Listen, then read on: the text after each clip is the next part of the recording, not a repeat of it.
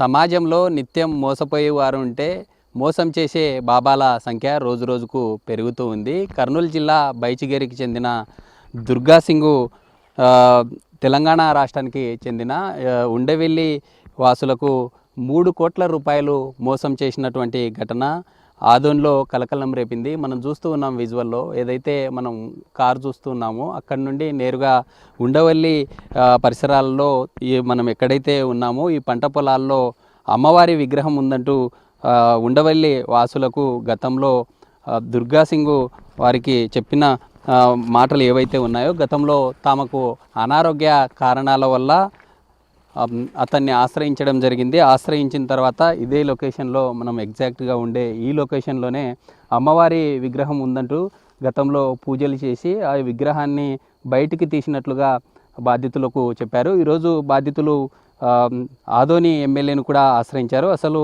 అతను ఎక్కడ పరిచయం అయ్యారో వారితో మాట్లాడదాం. సార్ చెప్పండి, ప్రధానంగా అతను మీకు ఎక్కడ పరిచయం అయ్యాడు, అసలు ఎలా పరిచయం అయ్యాడు?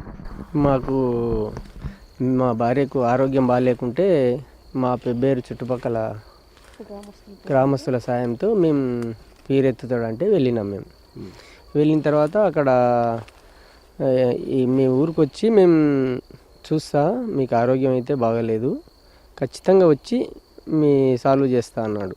అన్న తర్వాత ఒక నెల రోజుల తర్వాత వచ్చి ఇక్కడ ఈ పొలంలో విగ్రహం ఉంది, ఈ విగ్రహం తీస్తేనే మీ భార్యకు బాగా అవుతుంది, లేకుంటే చనిపోయే అవకాశాలు ఉన్నాయి అని చెప్పినాడు సార్. అంటే మొత్తం అతను పరిచయం అయిన తర్వాత ఎంత మొత్తం మీరు ఎమ్మెల్యేకు దాదాపు 3.5 కోట్ల వరకు అమౌంట్ని అతనికి ఇచ్చామని ఫిర్యాదు చేశారు. ఎంత అమౌంట్ ఇచ్చారు? అంటే మేము ఇచ్చిన అమౌంట్ దశల వారీగా ఇచ్చినాం సార్.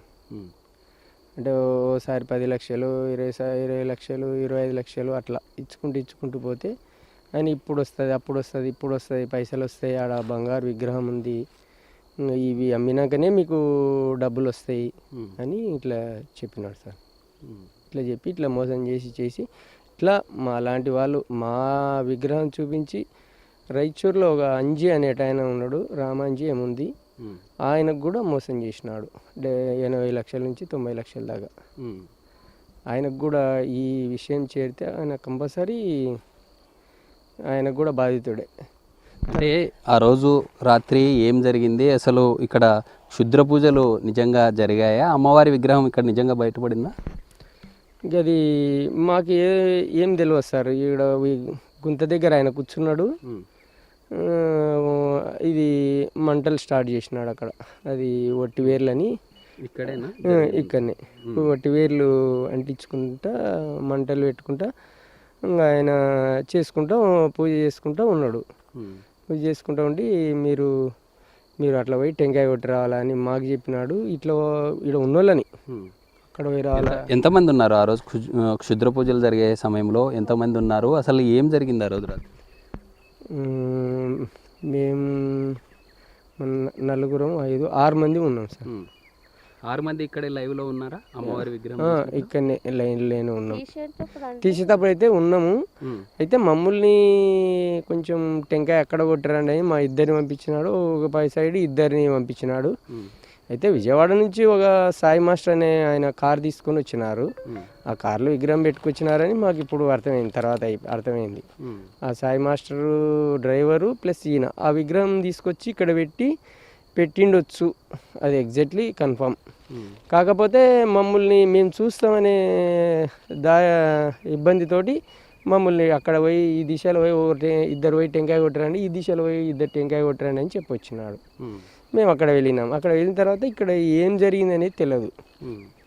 మాకు తెలిసింది అయితే అదే, ఇంకా విగ్రహం ఇక్కడ పెట్టింటాడు. మీరు వెళ్ళి టెంకాయ కొట్టి వచ్చేలోపే అమ్మవారి విగ్రహం ఇక్కడ బయటపడిందా? బయటపడలేదు.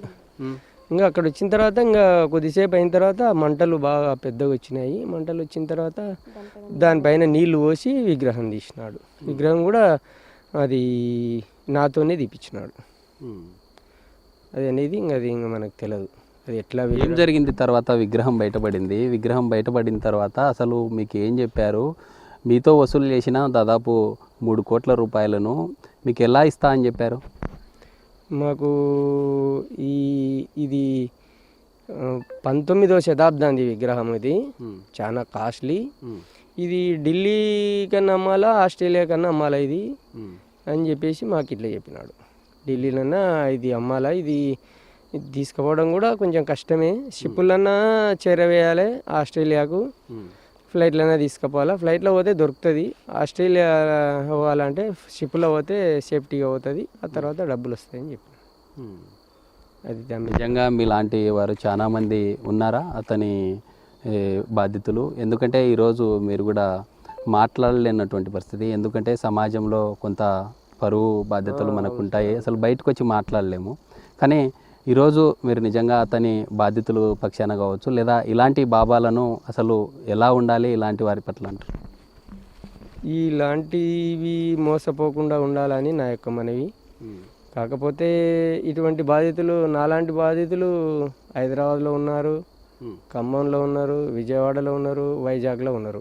ఈయనదంతా వైజాగ్లో, మొత్తం వైజాగ్లోనే చేస్తున్నాడు, విజయవాడలో చేస్తున్నాడు అంతా. ఈయన ఈ విజయవాడలో ఒక టీం ఉంది, సాయి మాస్టర్ అని. ఆ సాయి మాస్టరు తర్వాత రవిశంకర్ సార్ అని ఒక ఆయన గవర్నమెంట్ టీచర్ ఉన్నాడు, సాయి మాస్టరు. రవిశంకర్ అనే ఆయన ఈయన బాగా బిజినెస్లో దీంట్లో బాగున్నాడు ఆయన. తర్వాత ఎవరు అంతేలే, ఇంకా రవిశంకరు సాయి మాస్టర్ ఇద్దరు, వాళ్ళిద్దరు మెయిన్, ఆయనకు బలం అక్కడ. అంటే ఏమన్నారు అసలు? మొన్న మీరు వాళ్ళ బైచిగేరి గ్రామానికి వెళ్ళారు కదా, గ్రామస్తులు ఏమంటున్నారు అతని గురించి? గ్రామస్తుల గురించి చాలా బ్యాడ్గా వచ్చింది న్యూస్. వాళ్ళు చెప్పినారు ఆల్రెడీ, ఇది 100% విగ్రహం బూంచనన్నా బూంచుతాడు, లేకపోతే మనల్ని మప్పిచ్చేనన్నా అక్కడ పెట్టేస్తాడని చెప్పినారు. అక్కడ పెట్టేసి మన ముందర ఏదో చేస్తాడు జిమ్మికులు అని అన్నారు అక్కడ. ఆదోని ఎమ్మెల్యే పార్థసారథిని మీరు కలిశారు, ఎమ్మెల్యే ఏమని హామీ ఇచ్చారు? ఎమ్మెల్యే హామీ అంటే ఇప్పుడు సిఐకి ఇచ్చినాడు. సిఐ ఏమన్నాడంటే, ఇది ఎట్లా ప్రూఫ్స్ ఉన్నాయి, ఏమున్నాయి, ఇవి ఇక్కడ ఏం లేదు ఎవిడెన్స్, మీకెళ్ళి చేసుకుపోండి అని చెప్పినాడు.